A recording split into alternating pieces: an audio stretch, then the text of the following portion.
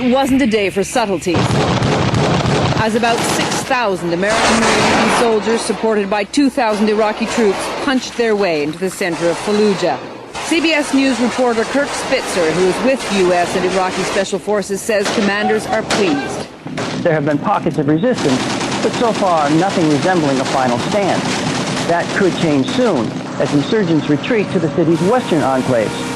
So far, troops on the western side of the river have not attempted to cross into the city, waiting perhaps to trap the rebels between the river and the advancing troops from the east.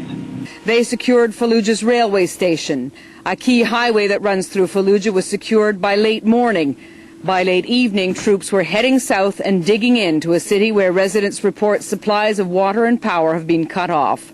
General Thomas Metz is operational commander for the whole of Iraq. I think we're looking at several more days of tough urban fighting. Last night, the Marines went into attack formation on the eastern outskirts of the city. A fierce artillery barrage targeted rebels firing mortars, while phosphorus shells lit up the sky. Their white-hot fallout will burn through anything it lands on. At dawn, a pall of smoke hung over the city, damage from the attack clearly visible even at a distance. The heavy aerial bombardment from overnight continued well into the morning, but by afternoon it had slowed, and so had the ground artillery barrage. The U.S. troops are simply not firing as many shells or dropping as many bombs into Fallujah because too many of their own troops are inside.